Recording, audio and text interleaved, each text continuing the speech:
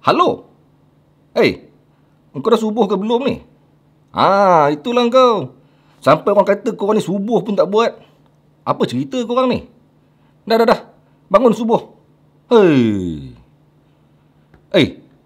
Dia kata anggota kita ni sampaikan subuh pun tak buat.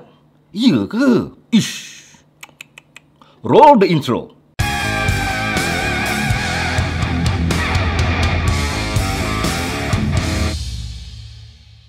Kebanyakan yang masuk jadi polis, jadi tentera ni, yang pegang-pegang ni, kebanyakan yang tak jaga solat.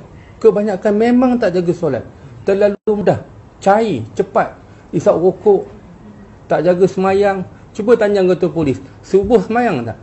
Bilalah semayang subuh, bawa isteri semayang subuh? Pernah tak tanya anak apa itu? Okey, baru-baru ni kan kecoh pasal isu pusat judi di Sungai Buloh. Abang burger kita ni marah lah sebab dia katakan tempat dia di Sungai Buloh tu bercambah pusat judi. Dan maka terkaitlah pula anggota polis, MBSA dan sebagainya dikatakan makan rasuah dan tidak menjalankan tugas dengan sebaiknya. Kecoh. Satu Malaysia kecoh. Viral isu ni. Dan netizen pun mula berperkatakan tentang isu yang sama. Semua mula menyalahkan pihak polis. Okey, fine. Kita tak nafikan memang wujud penyelewengan dalam mengendalikan isu pusat judi.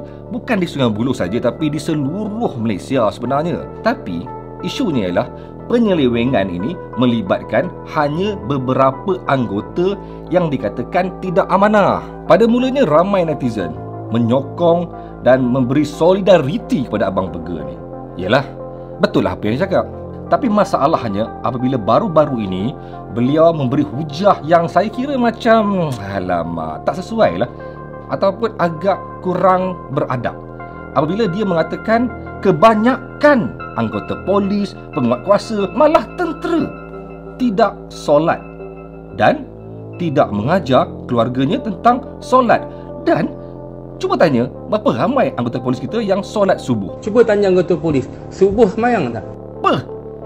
Kenyataan yang bagi saya amat menghina kepada anggota pasukan keselamatan. Dalam soal ini, kita kena berfikir secara matang.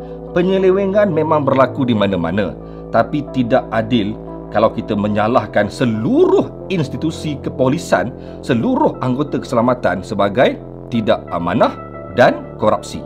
Malah agak biadab bila kita melabelkan kebanyakan anggota polis ni sebagai tidak mengamalkan ajaran agama dengan baik, sedangkan mereka adalah golongan yang terdidik sebenarnya. Kenapa bila timbul isu-isu sebegini, seluruh institusi kepolisan dilabelkan sebagai bermasalah, sedangkan yang melakukannya hanya segelintir? Korang faham tak perkataan segelintir dengan kebanyakan? Kebanyakan maksudnya banyak, segelintir maksudnya sebahagian. Unfair bila kita mengatakan kebanyakan mereka, ramai mereka, kebanyakan mereka tidak solat subuh. Iya ke?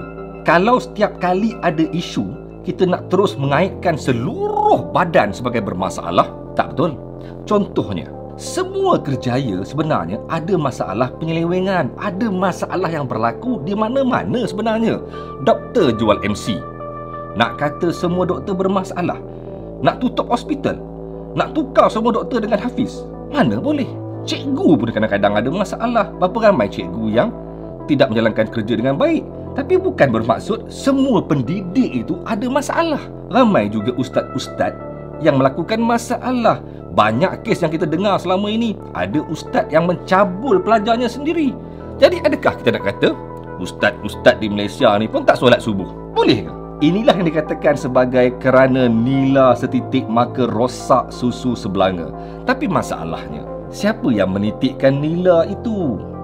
Janganlah sampai kita pula yang menjadi orang yang menitik nila dalam sebelanga susu, menyebabkan rosak seluruh belanga. Dalam isu ini, sebenarnya susu dalam belanga itu masih elok dan masih boleh digunakan.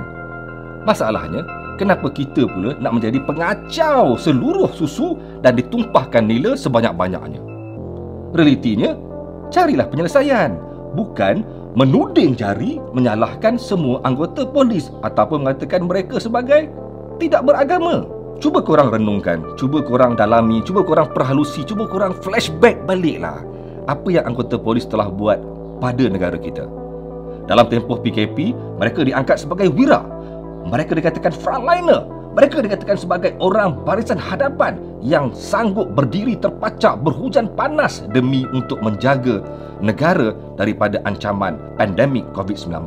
Time tu, semua orang sibuk berkongsi lagu, ucapan dan penghargaan yang mengatakan anggota polis, tentera antaranya sebagai frontliner yang cukup penting yang patut kita angkat sebagai wira negara. Tapi kenapa bila ada isu sebegini, semua mereka dikatakan tidak bermoral dan tidak beragama, malah lebih kejam lagi mengatakan mereka tidak mendidik keluarga mereka sampaikan tidak solat subuh. Udahlah, jangan pandang hanya kita saja yang sempurna sedangkan mereka yang lain tidak sempurna di mata kita. Abang Burger, sebenarnya apa yang abang buat pun salah sebenarnya tau. Abang berniaga di kawasan yang salah pun menjadi satu kesalahan, dan sekarang ni seluruh masyarakat netizen membela abang tau. Mereka mempertahankan abang sebagai tidak bersalah, tapi realitinya abang juga melakukan satu kesalahan. Nama company abang semakin naik. Alhamdulillah, itu rezeki bagi abang. Tapi adakah dengan cara menjatuhkan imej kepolisan, imej ketenteraan, imej pasukan keselamatan? Tak betul kot. Cuba kita tengok rakaman-rakaman video berkenaan dengan mereka yang dibawa ke mahkamah hari ini. Ramai tak? Tak ramai pun. 4-5 orang saja. Adakah 4-5 orang ini menggambarkan semua anggota polis, semua pihak kuasa, semua tentera ni korupsi? Tak dinafikan, memang wujud sedikit, sebahagian, segelintir masalah dalam kalangan anggota keselamatan. Malah ia diakui oleh Ketua Polis Johor Datuk Ayub apabila mengatakan yang mereka tidak perlu malu untuk mendedahkan korupsi dalam kalangan mereka. Tetapi korang setuju tak?